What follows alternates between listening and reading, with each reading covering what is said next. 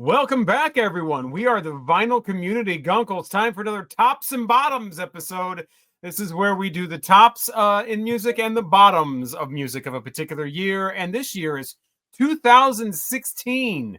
Won't this be fun? Remember all the great music from 2016? Well, here it is coming at you. We're going to talk about it. So after that 5 minutes, we'll talk about the music that wasn't so great.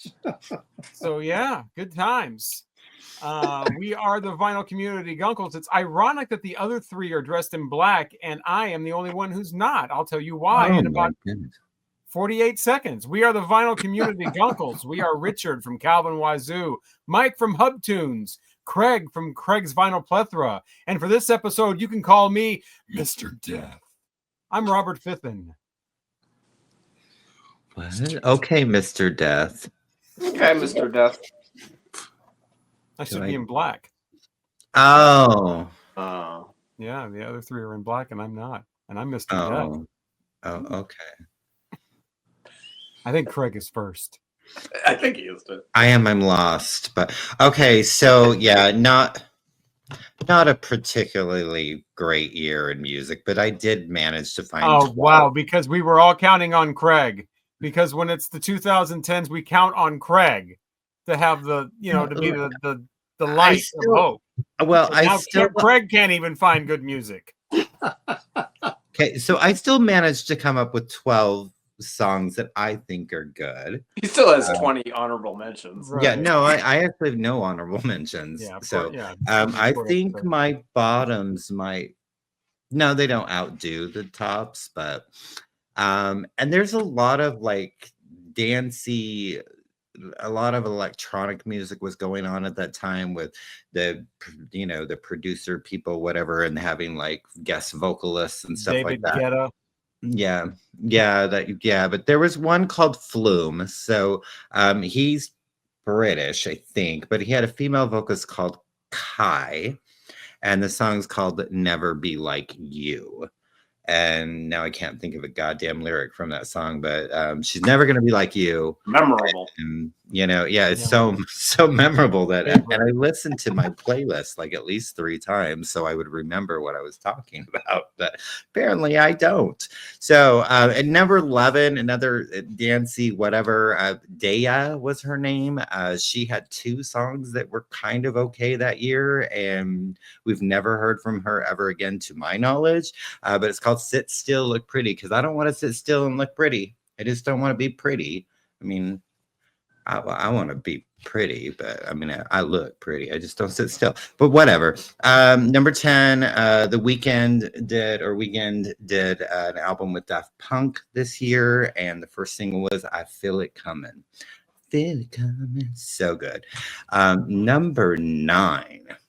This song is so sexy, and I'm not quite sure what it means, and I'm not quite sure what the title is supposed to mean, but whatever. Childish Gambino, Donald Glover with Redbone. That song is so great. He's got some Prince vibes in there. He's just, it's so I was listening to it, trying to figure out what he was saying. I should have read the lyrics, but I didn't.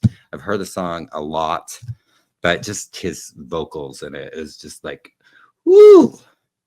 Go ahead, Donald Glover. This song is so corny, and it probably shouldn't be on my list, but it is. And number 8 would be DNCE, featuring Joe Jonas and Cake by the Ocean. I loved it.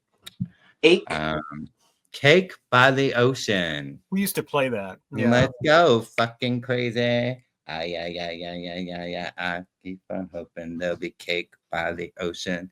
Yeah, well, probably working at radio at this time, I probably would not like the song at all. Bless you. I forgot all about it. Yeah, bless you, Mr. Death. Okay, number 7. They had their previous album was like this total change, and so this kind of continues with that more like electronic style. The previous one was better, but there was a great song on this. It was a single, Tegan and Sarah with Stop Desire. I really should hate this next song because this is a song like it makes me happy and I love to dance and to it. But it's actually a song that was played like right after like I got married. It said I do, and then this song played. So I really should hate it. But I still love it. So it's like, but I put different memories with it. And again, like just I love dancing to it and it just makes me happy. And that's Justin Timberlake with Can't Stop This Feeling from the Trolls movie. Number 5, kind of sappy, but I just like the message of it. And I think it's kind of maybe what we should all just do. And that's Tim McGraw with Humble and Kind. I don't really need the mama telling me to go to church part or whatever, but I just like that message of let's just be humble and kind to one another and always try to do this. So number 4, Fits in the Tantrums with Hand Clap, because I can hear your hands clap. Yes, I love it. I love Fits in the Tantrum. I think his voice is fantastic. I love the female vocalist. One off, it was 3 ladies, one from the Like. I can't remember where the other girl's from. And of course, my queen. That would be Nice as Fuck with Door. Because don't close the door. Shout it out or whatever. Number 2, Sia. I really, really like the song Reaper. I just think it's really, really, really great. And number 1 for me, and probably this album might be the best album of 2016. Yeah, Beyonce with Formation, because I got hot sauce in my bag, swag. And when he fucked me good, I'm gonna take his ass to Red Lobster. He fucked me good, gonna take his ass to Red Lobster. Okay, ladies, nothing's getting Formation. I mean, that's love. You get fucked good, and then you get brought to the Red Lobster. I mean, that's nice. Better than going out for tacos and then getting fucked. I mean, the biscuits are really good. Yeah. Well, you know, they close down all those Red Lobsters. We have one. Oh, okay. Is there a Red Lobster? I haven't been to Red Lobster since I don't know. Apparently, I haven't been fucked good. Yeah, I was gonna say. No, I have not fucked anybody good, so they will not take me to Red Lobster. I got to work on that. I need to go to Red Lobster. I don't like. I need me some Red Lobster. Hush, puppy. Somebody can fuck me and take me to Long John Silver's. That used to be my favorite. They're not around really much. No, there used to be one. I want a shirt that says "Forget Netflix and chill. Let's Tubi and fuck." Why not just fuck? We'll work on getting that. I bet if I make shirts like that, people would buy that, right? Probably. Oh yeah. Forget Netflix and chill. Let's Tubi and fuck. Somebody would buy it. Yeah, well, Tubi's free. Right, exactly. Okay, I'm up next. I pulled about 10 records, and I do have 2 honorable mentions. Iggy Pop, post pop depression. This is a really good record. It's produced by Josh Homme from Queens of the Stone Age. And I think he wrote a lot of songs. He plays guitar on it. It's a solid record. I saw him on that tour, and Josh was in the band with him. It was really, really impressive. I thought it was a very good kind of comeback, actually, for Iggy. And another one, I'm surprised Craig didn't mention. Well, he didn't do albums, but Solange. Oh, yeah. The pretty sister. She has this is a great album. It's called Seat at the Table. And I rave about this record. And nobody listens to me. Nobody believes me. It is a really good R&B. Good. I just got her debut like last month. Yeah, it came out on vinyl. I saw her live. You saw Solange? She was wonderful. And she hasn't been back. Does she recorded anything since that? No, she had an album like 2 years ago, maybe, or even sooner. Yeah. Probably didn't do much. Yeah, terrific record. Absolutely terrific. So this is a band out of New York. It's kind of a collective. They're not really a band like members just come and go, but there's two main dudes. This is a band called $75 Bill. I've mentioned them many times on my channel. This is called Wood, Metal, Plastic, Pattern, Rhythm, and Rock. And this is their debut.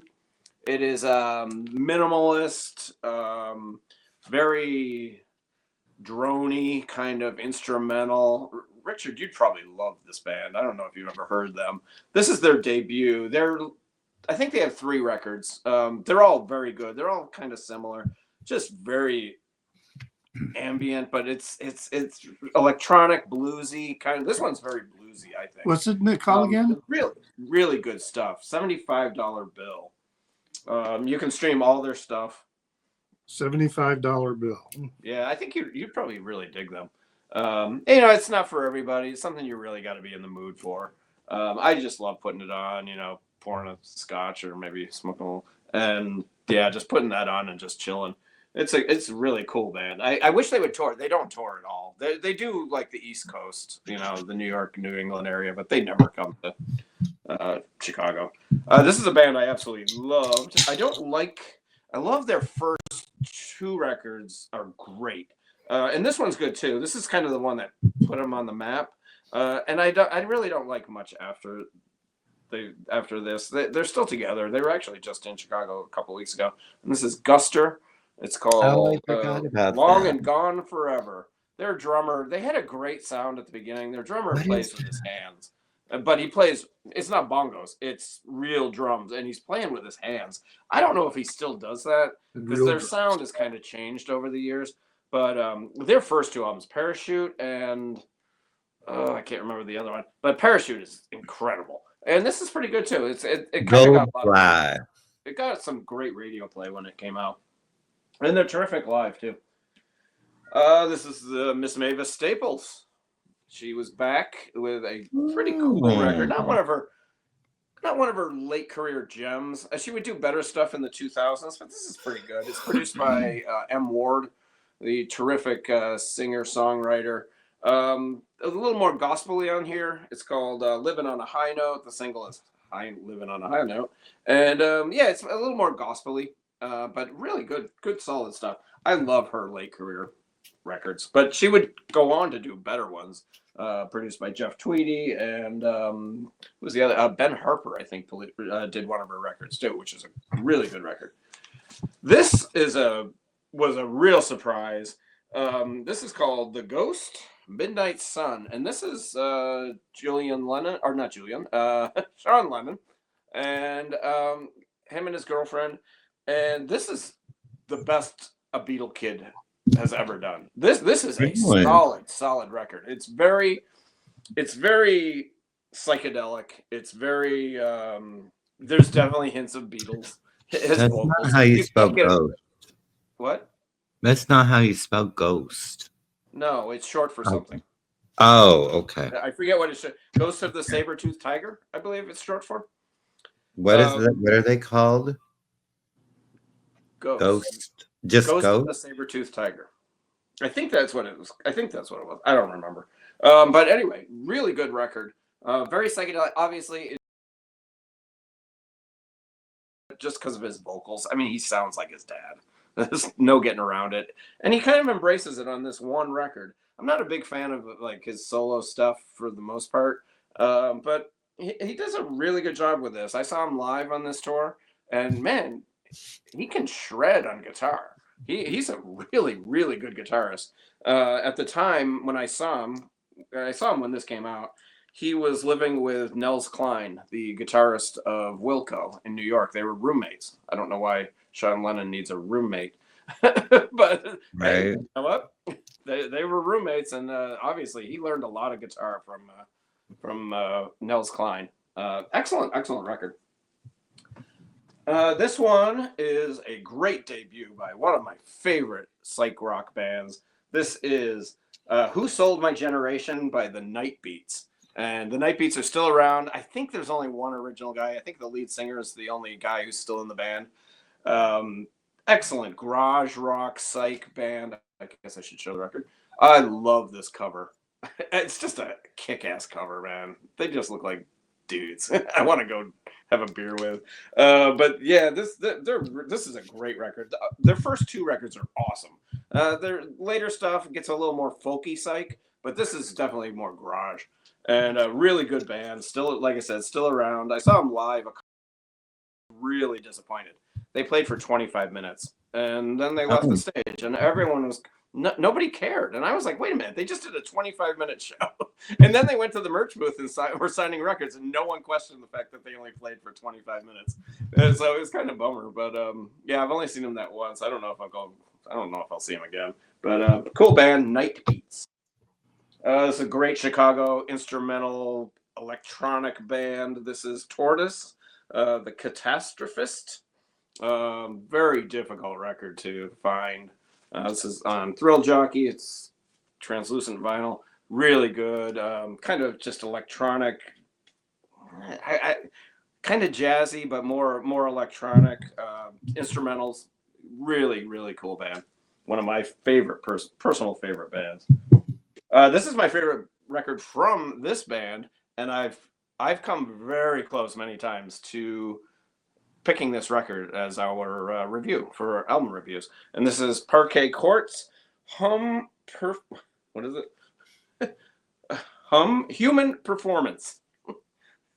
Mm-hmm. And this is my favorite record of theirs. I know Richard's familiar with this band. I love this record. This absolutely my favorite of theirs. So yeah, still might. Yeah, I don't know that one though. I don't know that. Yeah, it's really good. I think it came right before the big one that was their most recent. I think it's the album right before that. But yeah, kind of a post-punk, really good groovy band. I love them. I can't wait. And his solo stuff too. I don't know if Richard, have you heard his solo records? No. Check them out. They're pretty cool, especially his most recent one. He's not as garage rock. It's a little more country. It's got some country tinge to it. Pretty cool. This band, I love this band. This is a Norwegian jazz rock band. Elephant 9. This is Dodo Voodoo. And they're really cool. They only release albums maybe every 5 years, I think. But excellent band. I kind of describe them as Deep Purple without Richie Blackmore and a vocalist. It's just that pounding, like Hammond organ just going off. Great drummer, great bassist, really cool stuff. I think they're just a trio, but really, really good band. Excellent stuff. Elephant 9. They just released an album last year. It was really good. This is widely known as this band's worst album. Definitely their least popular. And this is Schmilko by Wilco. I should have worn my shirt. I have a shirt that matches this because I got it on that tour. I think lyrically it's probably one of their better. I think lyrically it's some of his better songs, but musically it really kind of lacks a little bit. But the artwork. But yeah, Schmilko. It's not great. It's definitely my least favorite Wilco album. I also have it on. I have 5. 1, 2, 3, 4. I have 6 different copies on different colors because I'm a freak. Wow. Wow. I got the pink. I got the green. I got the white. I got the orange. Oh my! For no reason. Did I mention it's my least favorite Wilco? Yeah. Well, when it's Wilco, though, I mean, even your least favorite is probably still a terrific album. Did Dr. Death say something? Was it Yeah, Mr. Death or Dr. Death? And I think it's Mr. Death. Mster Death. He could be Dr. Death, though. He could be a doctor. He looks like a doctor. I love this girl. I love this band. She's had one album since this, and she is just freaking awesome. She's a Swedish singer. Her name is Jo. And this is fuzz rock. Look at this cover. This is fuzz rock. It's psychedelic. It's great, man. She's got great vocals, but they're really kind of soft and drony. It's really cool, and this whole package is great, man. I mean, it's fun. It's psychedelic. It's really cool. I think it's Who on is it? it's on cool vinyl too. Who But is she it? hasn't released. She released one album since this. She has two before it, and then the one after it, and nothing since. I follow her on Instagram. I follow her everywhere, and she's Wait, Fithin. Can you Also- tell Fithin the name again? yeah. It's called Mirage by Josephine Oren and the Liberation. Josephine Oren. You got it, Fithin? Yes. All right. He wasn't Anyway. paying attention. Oh, I'm sorry, Mr. He F. Yeah, I just love this woman. I follow her on every fucking social media thing, and all she does You is take stalker. Yeah, Well, I've heard she's- you talk she's about her not- before. because these records don't come out in the U.S. and it's like, and she just so you have to kind of follow her to see what she's doing because you're not going to hear about it on And all she does is take photos of her. She's gorgeous, and I think she's also a model. And all it is like photos of her being gorgeous and nothing about new music, new records, nothing. You never see a photo of her in the studio or anything. So I don't know what her deal is, but she's really, really cool. I just dig this stuff. I've actually considered also reviewing this too. Maybe I'll do that. I don't know. We'll see. And that's it. That's all I got. Yeah, that's not on YouTube Interesting. Music anywhere. You said Josephine Ann Russo, right? Shut the hell up. No. That's Josephine Ann Russo? That's the only thing that's coming up under Mirage. Her name is Josephine. Okay, well, it's spelled. it's French. Josephine. Yeah, it's French. that's So why. Josefin. Oren. Ohrn. It's Swedish, probably, right? I know she's based out of France. And she's never toured the United States. Oh, there's an umlaut too. Okay, there it is. I would suggest that. I would suggest starting with that. Although the two before are really good too. They're a little more rock edgy. The first two are like edgier. So I'm doing something different. And in fact, I'm going to do my worst first.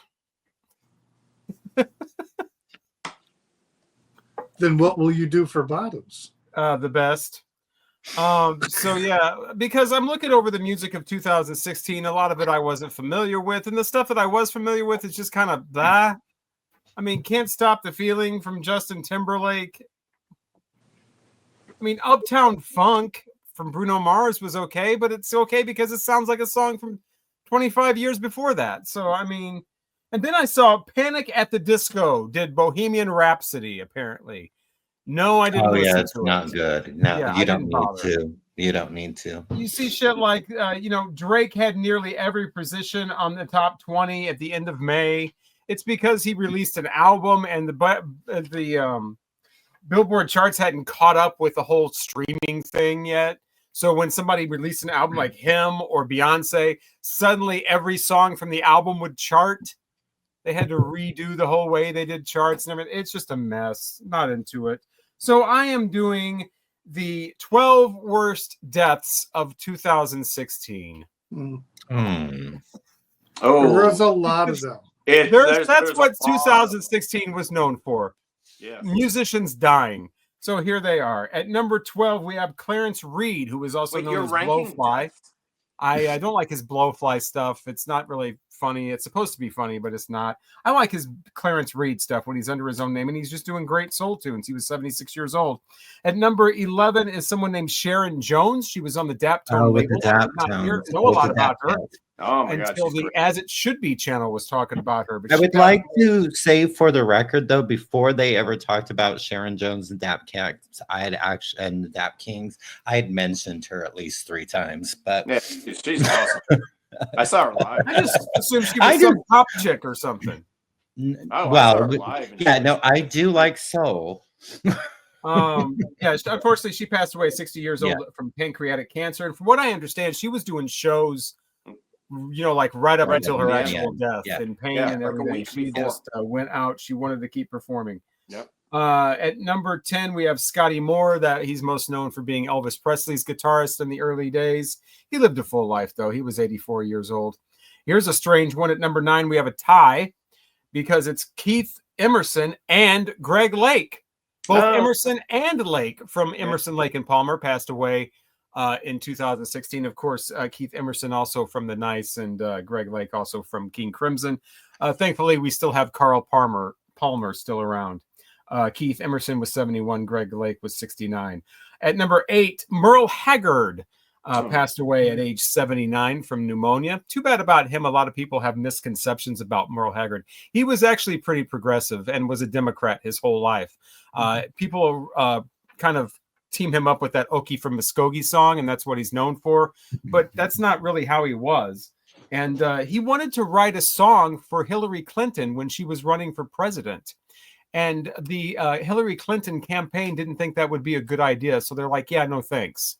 Yeah. When Merle Haggard wants to write a song for you, and you're trying to get rural America, and you go ahead and let it happen. What the fuck? Number 7, Leon Russell. I mean, studio pianist extraordinaire that then went on to have his own career. I absolutely love his early albums, even Carney, which a lot of people don't like that one. I like that one. Oh, too. I love I like that. Carney also. Yeah. What's that? I like Carney also. Yeah, I do too. It's great. His debut, of course, and all that. But he was, a studio musician before that, played on all kinds of songs. 74 years old. Paul Kantner from Jefferson Airplane passed away also at age 74 from septic shock. Number 5, we have George Martin. I don't even know why I put these in this necessarily this order. It's not like their saddest death, because George Martin was 90 years old. I mean, another one that lived a full life. I guess the saddest thing about him passing away is when George Martin died, that brought on the rise of Giles Martin. And, well, we didn't need that. We didn't need all the Beatles remixes and Giles Martin doing whatever he can to try to be part of the Beatles legacy, and even going as far as to make his whole life goal to make everyone think that his father was incompetent, which is just, he must be just a terrible, terrible person. Enough of that. Rest in peace, George Martin. At number 4, we have Maurice White from Earth, Wind, and Fire. 74, passed away from Parkinson's. Personally, what's sad about that is I had an opportunity to see them right before he died and didn't do it. At number 3, this one was sad just because it was so out of the blue. Glenn Frey, of course, from the Eagles, 67 years old, passed away from pneumonia. And that was just a shock. But not as big of a shock as number 2 and number 1. Number 2 could have been, might as well be a tie for second and first place, because these are both just like, what? At number 2, George Michael, liver disease, Day. 53 years old. That's like my age. Broke my heart. It's younger than me. I mean, it was Christmas Day. I left my house. I heard about it, left my house, drove to the radio station just so we could have a George Michael tribute on and let everybody know that he passed away, and then play a bunch of George Michael songs on the radio. And it turns out that, the 2 days later, when everybody came back to work, I found out that I was only one of 3 stations in the whole country in our radio group that did that. Everybody else was like, yeah, I'm home on Christmas. I'll pass. Yeah. I used to be really into my job and was really passionate about doing things right. And look where that got me. 53 years old, George Michael, still just like. One thing about his death, though, at least, somewhat of a silver lining, I guess. We did find out after he passed away about all of the charity work and all of the giving and all of the amazing things he did for humanity. That he didn't want anybody to know about, didn't want to put his name on the stuff, didn't want to be known, didn't want to make it look like he was just doing it for publicity. And we found out about all that stuff after he died. Number 1, again, could have been tied 2 and 1, but number 1, of course, is Prince. And he was 57 when he died in an elevator. Oh, wow. Don't let the elevator bring you down. Oh, no, let's go. I still remember I remember where I was where a lot of these, but especially Prince. It rocked the whole radio station. It was like a Wednesday or something in the middle of the week. We instantly went into Prince tributes. I had an argument with the program director about Purple Rain, and we just play the Purple. No, we're going to play the 8.5-minute version of Purple Rain. You are not playing no 8.5-minute version of Purple Rain. Oh, really? There it is. It's on the air. That probably has more to do with why I don't work there anymore. Actually, It's all Prince's. yeah, shocking. I mean, landing an airplane and he had to go to Walgreens. What the heck? Prince at Walgreens? What? They landed that airplane in just outside of Chicago, wasn't it? Yeah. In the Tri-City. Yeah, and it was our afternoon or our midday girl. I was afternoons. Our midday DJ was she was devastated. She couldn't even go on the air, and she's not the kind of person that puts on shows like that. Like, oh my god! I mean, she really was like, like couldn't even hardly function. But yeah, those are the worst deaths of 2016. Wow. That was kind of surprised that you didn't mention one. Which well, I the show's not over, is it? Yeah. So for I usually do like notable events or whatever and I didn't find a whole lot. I made sure I went before you. Well, no, the obits I'm saving for the bottoms, but just a couple interesting things, I guess, from the year that Bruce Springsteen on the River Tour set a record for the longest concert, I guess, 4 hours and 4 minutes when he played in Philadelphia. So why Philly, I'm not exactly sure. Hulk Hogan bankrupted the Gawker with his lawsuit because they released some sex tape or something like that from a few years before that. Raise your hand if you saw it. You did? No, I'm gonna watch any sex tape. I will watch. Hulk Hogan? Well, you have to know, what are these people working with? It's average. It's not anything. It's all investigated. All investigated. Little below. Rolling Stones played Cuba for the first time in 2016. But I think the best news of 2016 was when the Cubs won the World Series. Oh, they've won it? Yeah, I think so. I remember that. Yeah. One of the best days of my life. Yeah. I can remember looking out, but it was great because they were televising it, and I would have my window open when they were playing at home, and I would have the sound turned off because I would be like, just watching the game because I hate announcers. And as soon as I could hear the cheers, coming from Wrigley Field. So then I would look at the TV, so I'd be able to see what because it was like a 7-second delay. When it comes to music, they got obnoxious. You would have think they would have won the last 7 World Series. They were like, "We're winners. We're kicked everybody's ass," and it's like, you won 1 World Series in like what 200 years? You're on about a 9. Really, on about a 3. It was a big deal. Okay. Oh my God! Yes, it was. It was a very big deal. Being in St. Louis. I mean, it's like, we've won World Series here too. We just didn't do one every maybe 200 years or whatever. Slightly greater frequenry. 100 years. When it came to music, I have 6 records that I pulled, but I wasn't familiar with a lot of the music, and I was going through a list, and I picked some records to listen to and I think these are all really good, and I want to add to my collection. The first one is by Kula Shaker, and it's the release K 2.0. And really good. I really, maybe one that I might suggest that we review. Very psychedelic and nice music. I'm surprised nobody mentioned Black Star, David Bowie. Oh shit! Oh yeah, was released, and I'm surprised that I don't have it. I need Why to didn't I get mention that that? and put it in my Was my that? collection. Good. Another one that I saw and I decided to give a listen to and I really liked was A Sailor's Guide to Earth, Sturgill Simpson. I really liked his soulful twist on country.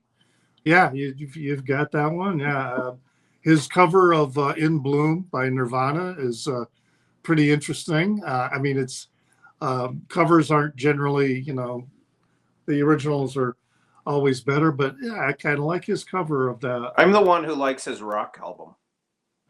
Which oh one my is god, that? me too. I think that's I his. love that. Yeah, I I'll forget have the to name. check Sound that and Fury or whatever. Yeah. Man, that thing kicks ass. Yeah.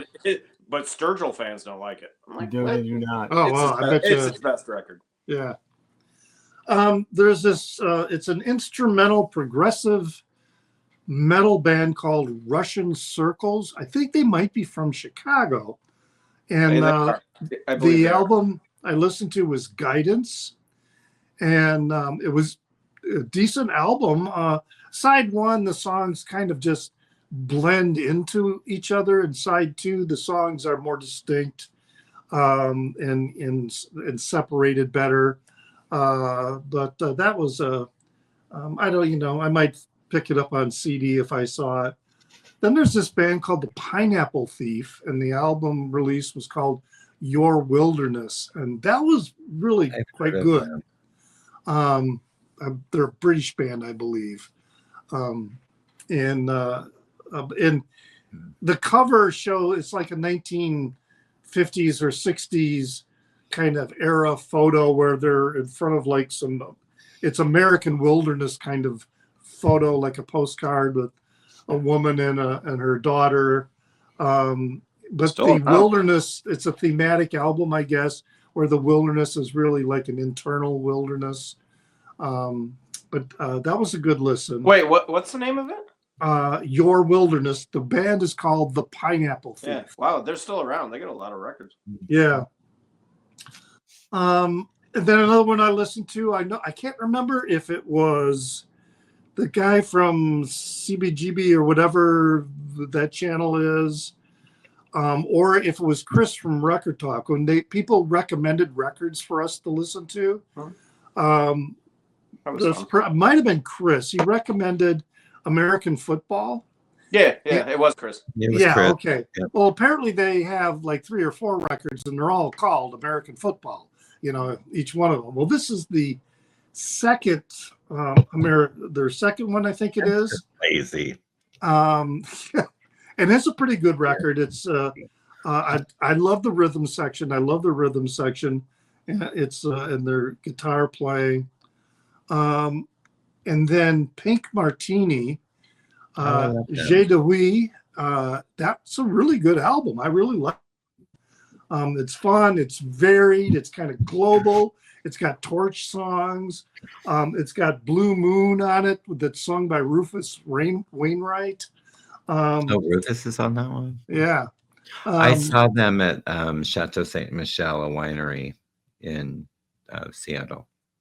Oh, that would have been cool. Yeah, it was fun. Yeah, I can't remember who the vocalist, what her name was. She was on quite a few of them. I mean, they had guest female vocals. Yeah, they had guest. Right, Yeah. there's 2 primary female vocals. Yeah, and I can't remember what Maria. What? Yeah, I can't remember either. I'll look it up. But that's No Plan was the Bowie EP. Yeah. No Plan. Yeah. Yeah, that came out after. Yeah. And then the other one was a Neil Young album I hadn't heard, and that was Peace Trail. So it's kind of weird recording. It's kind of quirky, and but it's kind of a mix of lo-fi with it, because the harmonica, when the harmonica is playing, it's distorted and screeching, and the rest of the recording though is a little more normal, I guess, or whatever. It's a little more refined. I thought that was kind of a weird combination with the recording, but those are albums I put down on my list that I'd like to pick up. Now, the albums I have that I really like from that year, Her We name is reviewed China this. Forbes, by the way. Her name was China Forbes, by the way. Yeah, yes, that I remember that name now. So yeah, we reviewed this. Very underwhelming review from the rest of you guys, but this is Underworld, Barbara. We Face a Shining Future, that was released in 2016. I really like this record. There's only a couple Underworld albums that I really don't like at all. I think they, for the most part, everything they do is really quite good. Their new one, Strawberry Hotel, is really quite good. King Gizzard and the Lizard Wizard released this. Notagon Infinity was released. Probably they had several released that year. They probably had 6. But this is it's a very cool album. I still, I've got a few of their albums, but I tell you what, if you want to get King Gizzard and the Lizard Wizard, to me, the way to go is this box set of their show from Chicago when they played at the Salt Shed. This is a phenomenal recording, and it's all the King Gizzard you need. They only had one in 2016. Oh, wow. Yeah, It's they're a just getting miracle. That's uncharacteristic. Yeah, And then Anone released Hopelessness. yeah. Great album. It was a great concert when I saw her last year here up in Evanston. Car Seat Headrest, Teens of Denial. I left that for you. Yeah. Yeah, that was released in 2016. They have a new album coming out. I don't know exactly when, but sometime this year they're going to have another new album come out. Jake Bugg, On My One or On Your One? Which one is it? On My One. He was returning back to more creative control. So the album meanders a lot. It's kind of all over the place. But the Shangri-La, which was the album before that, his producer took over a lot, and it just wasn't Jake Bugg. It just really didn't sound like him. He's getting back, and then of course, Hearts of the next album that he releases really. I like him. He's pretty cool. Yeah. And then, and every time he's been in Chicago, I keep missing the show. And then the other one I have here is this Goat. This is a Swedish psychedelic collective. Yeah. And I know Goat. Yes. This is Requiem, the album. Very, very cool. And yes, like I say, very, very psychedelic. Remember definitely. when we went on a? Yes, that's right. We went on that record crawl and Logan. Yeah, Logan showed you that record. He's like, dude, I don't know what, because we were in that death metal record. Yeah, I know. It was really anachronistic to see that Logan's there. like, you would love this. You should buy it. And I was like, I don't like death metal. I'm just here to look at the cool covers. And he's like, no, I don't know why it's here. It's not death metal. And so I bought it. It was like $12. And it's a great record. It's really cool. And I was honestly really envious that you got that record because and then I was kind of like, because I listened to it because you had it, and then I bought it. Yeah. Mm-hmm. Cool. I don't have it. And they're still around. Look at that. Yes. Yeah. What's the name of that called? Requiem. The one I showed is Requiem. Oh, here it is. Yeah. I'm going to check that out tomorrow. So, that's what I have for the music of 2016. All right, so that's all the tops, all the best, well, the worst deaths. But now it's time to talk about the bottoms. What was bad about 2000? Actually, we went on longer than I thought we would. You guys picked out some albums that really sound interesting that I want to check out because I don't know. I mean, my 2016 music knowledge is very limited because of what I was involved in. I just got the worst, like the stupid shit. So it's nice to hear that there's some actual decent stuff out there. But no more of that. Now it's garbage. It's bottom crap. So one thing, you know, when you look up these years, and every once in a while there might be a surprise, and you might go, oh, I never heard this, and you listen to it and you like it, and it makes your list, right? I mean, that's not the case with 2016, but I did learn of somebody that I had never heard of before, and I don't know if I'm happy about it or I'm sad. But there was a actually, I guess she's still around. Her name is Cupcake. And it's 2 K's in the cake. Cupcake. Cupcake. And she's from Chicago, bitch. Okay. She had, first off, I think it was her second or maybe her debut album called STD, Shelters to Deltas. And her hit single that came out that year was called Best Dick Sucker. So, of course, with the title like Best Dick Sucker, I had to check it out. Right. Who the hell is she? Well, she's Cupcake. She's the best dick sucker. She's the best dick sucker. Best dick sucker. I don't know. I mean, I've had some pretty good. She, first off, you know, I love me some dirty, filthy female rappers. I mean, right? Yeah. Kim is my girl. That's what everyone knows you for. This girl, first off, I think she was like 20 when she did this. It's not good. The beats are terrible. Her rapping is terrible. And she just goes, best dick sucker, best. Like, girl, I think you're just trying to lie. Was it a hit? I don't think it was, but it was actually released as a single and was in the From single the album releases of 26. STD? STD, which is dick sucking and maybe shelters. No, STD stands for Shelters to Deltas. I don't know what that means. But I mean, in her defense, she never did say she was the best singer or the best rapper. That's true. She just said she was the best dick sucker. Best dick sucker. I couldn't get through the whole song, but anyways, Rihanna had her song with Drake. I fucking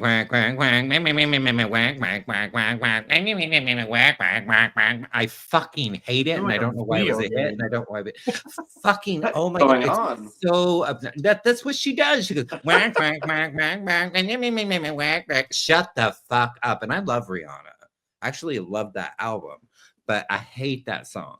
I want to do a little. Robert, teach me that scratch thing that you did on that one record, so you didn't have to hear the song. You have to have a BSR needle to do that. You have to I don't know if I do. Style needles. All right. Well, I'll just. I don't know. You can take like a pin or something, and I'll figure it out. That song is ratchet. Put it on the turntable. It is ratchet.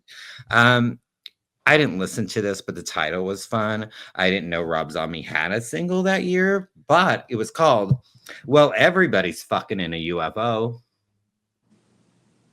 Everybody. Yeah, everybody. Everybody's fucking in a UFO. And so I don't know what the song sounds like. That title was lovely. I wanted to share it with the world because probably nobody's heard it. I don't know.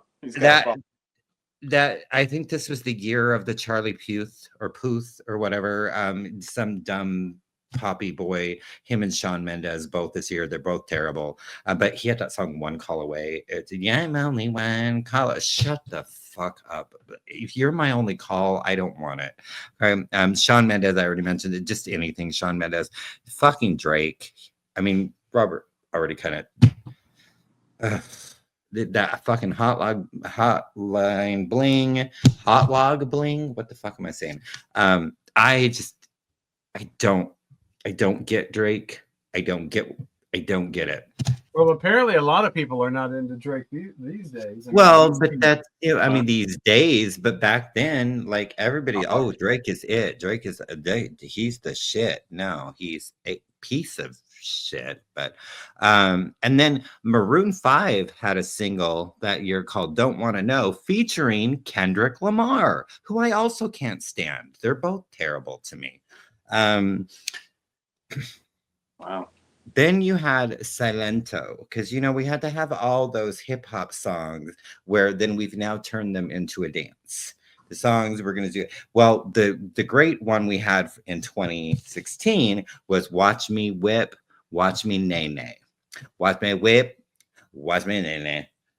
I had to do. I was DJ for my niece's wedding, and she made me play this fucking song. You know, if you haven't heard it, be thankful. Oh yeah, even I heard that one. Yeah, and I think Nene is because we're like Shanae. I don't know. I don't know. I could be wrong. Right? Isn't a Nene? Isn't that when you're like? It might be a dance move. I don't know. We're whipping. I mean, okay, so Nene's a thing. I knew he did stuff. I didn't realize that he had an album come out this year. I didn't realize that he had a single. Obviously, it went nowhere. It's a big joke. But Corey Feldman released an album. It was his third, I believe. It's called Angelic 2, the number 2, The Core. Yeah. And he had a song called Go For It! ! Featuring Snoop Dogg. And that is the part I was like, what? Love Snoop. I mean, yes. that guy is shrouded. I think people are just so he's so interesting because they talk. I mean, I've seen several people have talked about him on YouTube videos. Right. But the one we all know, of course, is the As It Should Be channel. And they did a whole lot. When they started talking about him, they went on for like 20 minutes. And it's just I think people are so fascinated with him because they don't know if this shit is for real or not. Yeah. How can somebody put out music that bad and performances that bad? I mean, like comically. Like, wait, have you ever seen him live? No, we're talking about Corey Feldman, not Snoop Dogg. Oh, I thought you were talking about Snoop. Oh, no, Corey Feldman. And so have you ever seen like live footage of him? His shit is always like breaking down and the musicians are always playing the wrong notes and there's all these kind of malfunctions and shit like that. And he starts getting pissed off on set. And this just happens repeatedly. Like it's a skit, but it's not. I've never heard a Corey Feldman song. I didn't. You don't, I mean, I haven't either. No, I listened to this one. You don't have to. Yeah, I listened to this one. I wish I hadn't, but I had to because Snoop Dogg was in it. And, but it's so much that he's literally charted with these songs. Yeah, because people are curious. Are like, like I got it. It's so bad, I got to hear it. Right. Yeah. So is he like a genius, or is he just really like so fucked up that he has zero self-image? He doesn't know what's going on. And this album was dedicated to Michael Jackson. So I've heard compelling opinions on both sides. I don't know. This is the only song I listened to. It was this weird ass trap music, and his voice isn't good. And then Snoop didn't even he wasn't like, it wasn't a good Snoop rap. And then, I mean, there were brilliant that little Kim thing where it's just like, yo. Yeah, no, I mean, he actually had some words, but I mean, and of course, there were wonderful, get it. All you want to do is twerk. It's like, I thought twerking was past by this point, but I don't know, but I digress. So that really is the bottom of the barrel for 2016. It's check it out, you love it. I honestly didn't understand a word you just said in the last 10 minutes. I've never heard any of those. Oh, well, check out Cupcake. I understood. It's the best. People have done full. I mean, there's a channel that does like full hour-long, like deep dives into his music and his concerts and whatever, and just like fascinating. Like, how is this a thing? How is this a real thing? And they'll show like clips of like, like the drum machine breaks down or the guitar, the bassist is going off on her and his microphone stops working. Nobody is dancing at the same, time. And it just all this craziness and the music's horrible. And they'll like break it all down and like, is this an Andy Kaufman thing? Or is this like a, what's the guy of Phoenix? Is it Joaquin Phoenix? Is this, remember he was doing that for a while where he was playing a character everywhere he went? It's like, or is this guy just messed up beyond any kind of? Is he still doing this? Oh yeah, he just had another came out with a box set. Yeah, of some album he released back in like 2000 or something, and now that's just this extended like box set of it. I had no And idea it's he was like a singer.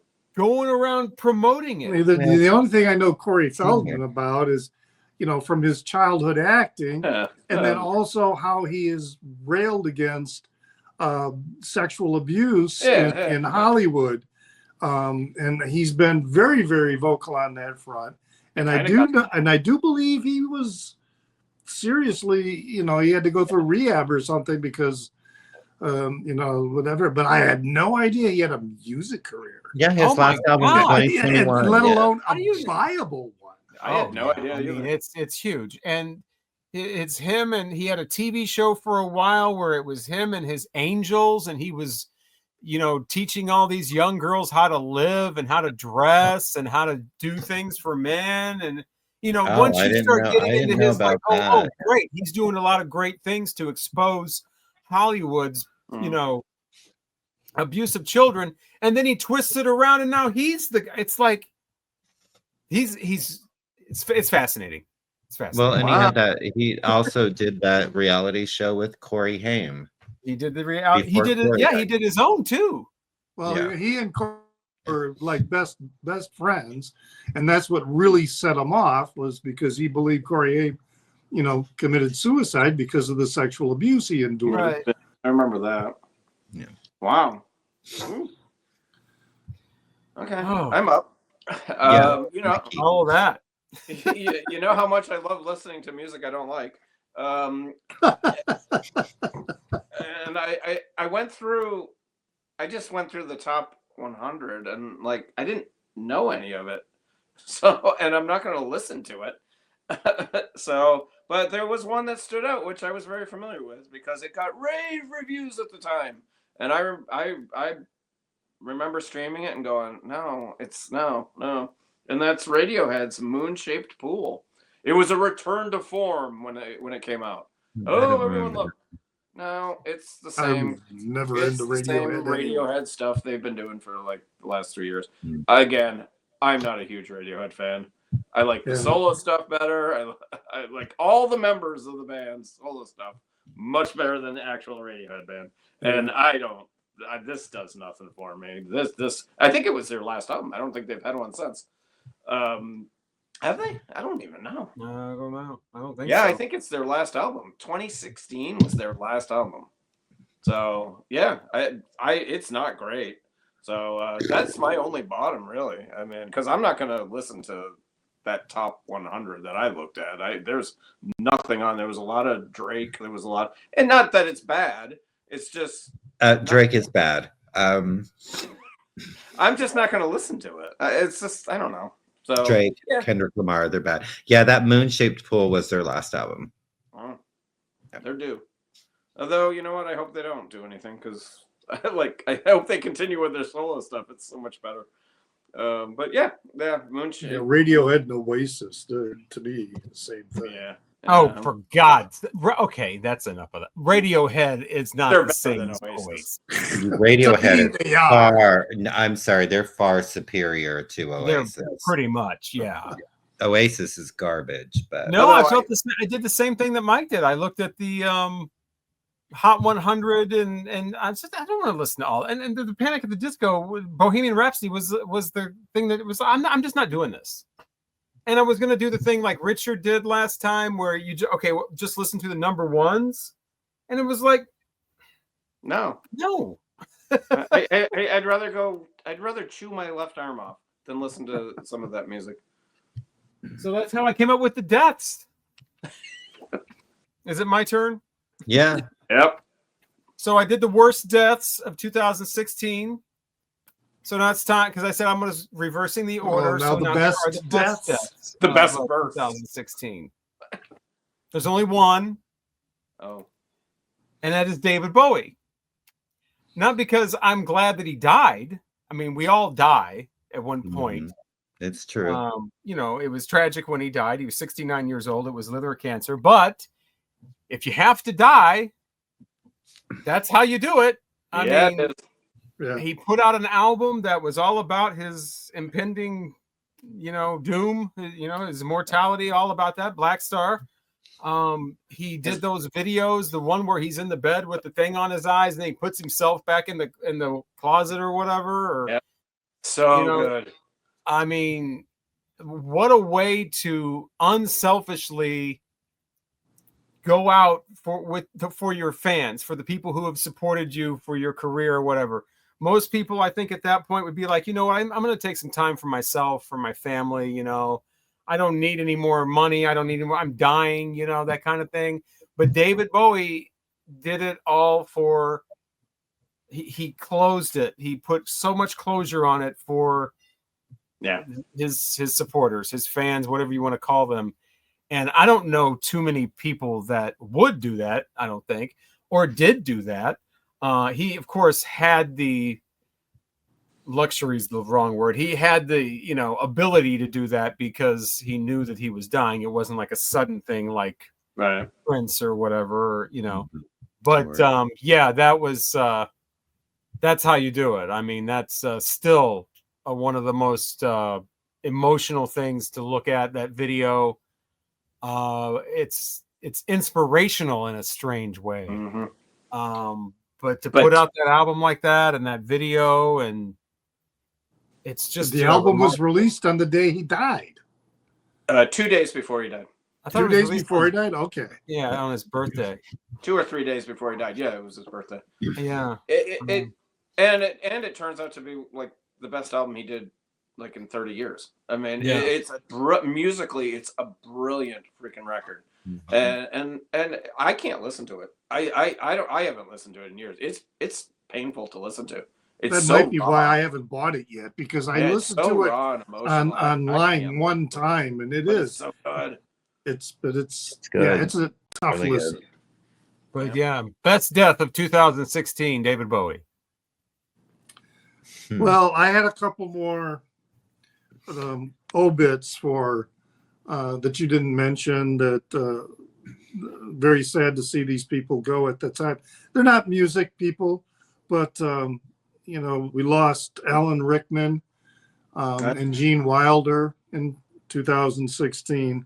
Alan Rickman was featured on Tubular Bells 2, so he was on an actual album. Really? Oh, okay. 2. Right. So those are the only because I'm not if in these later years when I'm not necessarily listening to everything anyway. I'm not going to go out of my way to listen to find stuff that I don't like.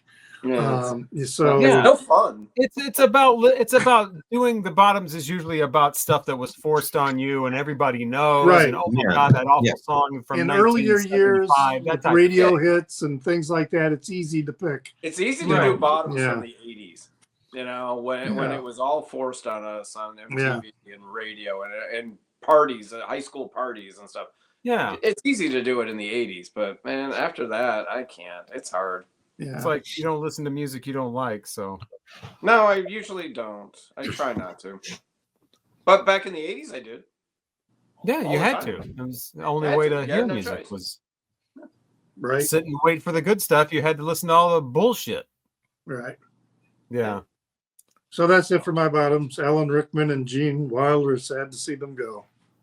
Robert Stigwood also passed away. A shitty year.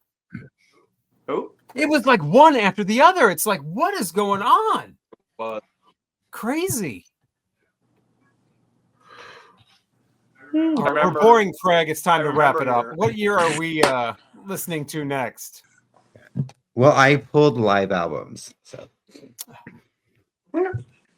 I can pull something else.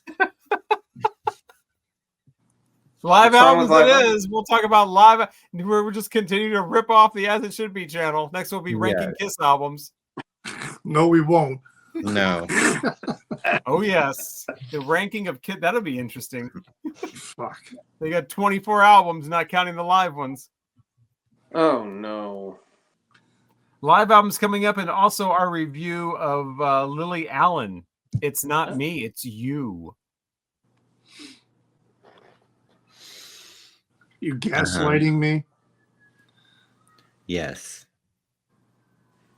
My Are we done?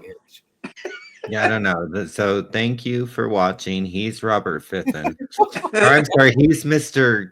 Ghost, Mr. Death. I'm Robert Fitton along with Richard at Calvin Wazoo. Craig's Final Plethora. Mike at Hope Tunes. none of us listen to each other. No, We really don't. no, we really know. I don't even know your names. What was that? Why you put them on there? I want to go where everybody knows my name.